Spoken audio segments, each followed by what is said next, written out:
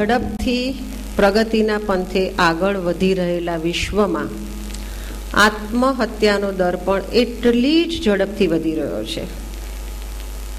જાણીને નવાઈ લાગશે, વિશ્વમાં એક વર્ષમાં 1 મિલિયન એટલે કે 10 લાખ લોકોથી વધુ આત્મહત્યા કરે છે. તેનો અર્થ હવે સાંભળજો, એક દિવસમાં 2740 લોકો, એટલે કે 1 કલાકમાં 114 લોકો, દર 2 મિનિટે 3 વ્યક્તિ, અને એનો અર્થ એ કે દર 40 સેકન્ડે 1 વ્યક્તિ આત્મહત્યાથી મૃત્યુ પામે છે સરેરાશ. એનો અર્થ એ થયો કે આજના આપણા 2 કલાકના કાર્યક્રમ દરમિયાન વિશ્વના ગમે તે ખૂણામાં થઈને સરેરાશ 228 લોકો અપમૃત્યુથી મૃત્યુ પામ્યા હશે. તે જ રીતે જો ભારતની વાત કરીએ તો દર વર્ષે 1 લાખથી વધુ લોકો આત્મહત્યાથી મૃત્યુ પામે છે.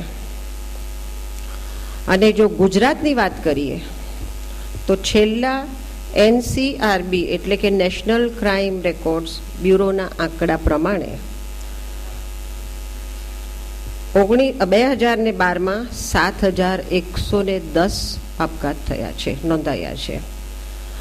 If you compare it with આગળના 2 વર્ષ તો 2010માં 6207, 2011માં 6382 અને 2012માં 7110.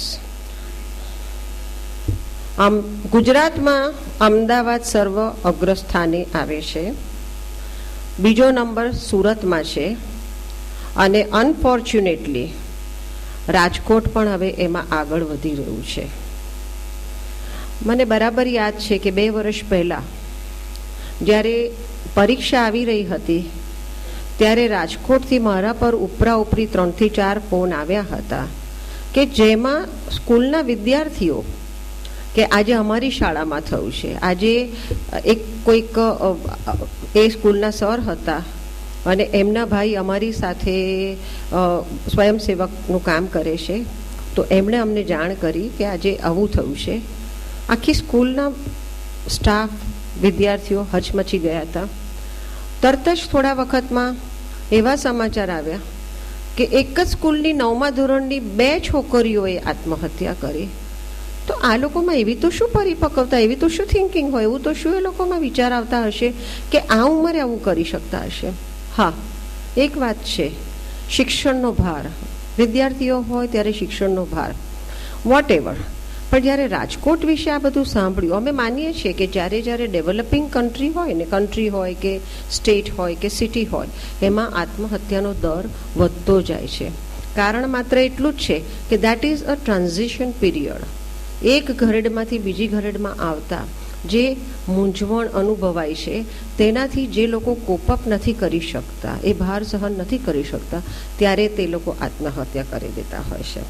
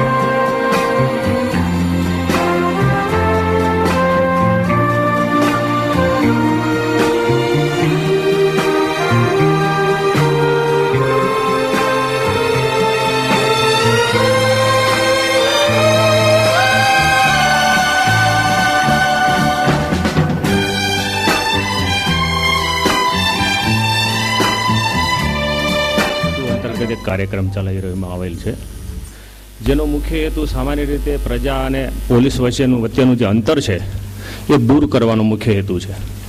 અને એ રીતે રાજકોટ શહેર અને પોલીસ ઘણા સમયથી આવા કાર્યક્રમ આપી રહેલ છે. એવા કાર્યક્રમો સામાન્ય રીતે જેમ જયેશભાઈએ વાત કરી કે મહિલાઓને જોડા, ઘણા સિનિયર સિટીઝન્સને સીધા કોઈ પાલ્ય ન હોય વારસ, તો અમે એના તમામ પ્રકારનો કાર્યક્રમ, એમને કદાચ બહારગામની મુલાકાત લેવી હોય તો એસટી સ્ટેન્ડ કે રેલવે સ્ટેશન સુધી અમારી સરકારી ગાડીથી પહોંચાડીએ છીએ. પછી એમને દવાની કોઈ ટ્રીપ હોય અને દવા લેવા જવું હોય પણ પોતે કદાચ અસહાય હોય તો અમારી પોલીસ તરફની ગાડીથી સ્થાનિક પોલીસ ત્યાં જાય છે, એમના જે મેડિકલ સ્ટોર પછી દવા લઈને આપીએ છીએ. આવા એ ઉપરાંત જે બહેનો જે છે, બહેનોને પણ જે રાત્રિ દરમિયાનમાં 8 વાગ્યા પછી પોતે સેલ્ફ એમ્પ્લોઈઝ હોય અને રાત્રે 8-9 વાગ્યા પછી જો પોતે આવતા હોય તો ડાયરેક્ટ પોલીસ સ્ટેશન કંટ્રોલમાં ફોન કરે છે. એનાથી એક પોલીસની ગાડી વ્હીકલ જેમાં ડ્રાઈવર સિવાય મહિલા કાર્યકર પોલીસ હોય છે, એ ત્યાંથી જ્યાં હોય પોતાનું સ્થાન દર્શાવે ત્યાંથી એમના ઘેર સુધી પહોંચાડે છે. સેતુ એટલે પુલ, જેથી બે છેડા જે છે જે એકબીજાથી દૂર દૂર છે એ એકબીજાના નજીક આવી જાય અને એકબીજા સુધી પહોંચી શકે, એકબીજા સાથે વાતચીત થઈ શકે, કોઈ વિચારોના આદાન પ્રદાન થઈ શકે, આપ લે થઈ શકે, અને પબ્લિક શું કરી રહી છે કે પબ્લિકની શું અપેક્ષા છે અને પોલીસ કેવી રીતે કામ કરે છે અને એની કાર્યપદ્ધતિ શું છે, એને માટે બંને પક્ષોને માહિતી મળે અને એકબીજા ઉપર વિશ્વાસ બેઠે.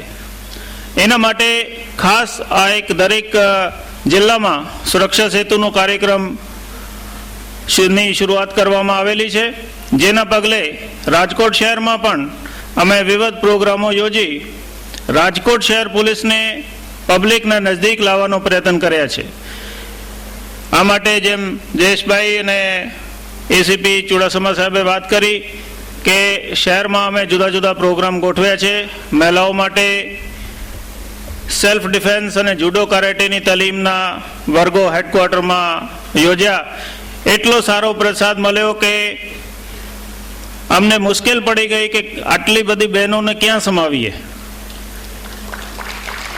ત્યારબાદ થોડીક ઓર્ગેનાઇઝેશનલ પ્રોબ્લેમ અને વરસાદનો સિઝન શરૂ થતા હોય અમે આ પ્રોગ્રામ મોકૂફ રાખ્યો અને હવે વરસાદનો સિઝન પૂરું થશે ત્યારે હેડક્વાર્ટરમાં આ પ્રોગ્રામ અમે ફરીથી ચાલુ કરીશું.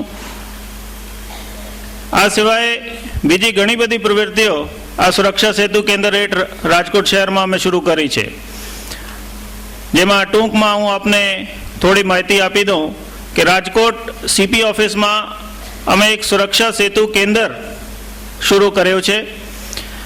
આ જેમ કલેક્ટર ઓફિસમાં જનસેવા કેન્દ્ર છે એવી જ રીતે આ એક સિંગલ વિન્ડો સિસ્ટમ છે કે તમારે પોલીસ પ્રત્યે કોઈ બી કામ હોય તો તમે સુરક્ષા સેતુ કેન્દ્રમાં આવીને તમારી અરજી કે રજૂઆત કરી શકો છો અને ત્યાંથી જ બધું ઓર્ગેનાઇઝ થશે. તમારે કોઈ લાયસન્સ લેવાનું હોય, કોઈ પરવાનગી લેવાની હોય, કોઈ ફીસ ચૂકવવાની હોય કે અરજી કરવાની હોય, કોઈ માહિતી આપવાની હોય કે કોઈ માહિતી મેળવવાની હોય, જે કંઈ બી તમારી કામગીરી હોય એ તમે સુરક્ષા સેતુ કેન્દ્રમાં આવીને એક જ સ્થળે રજૂઆત કરી શકો છો અને ત્યાંથી જ જવાબ તમને મળી શકે છે.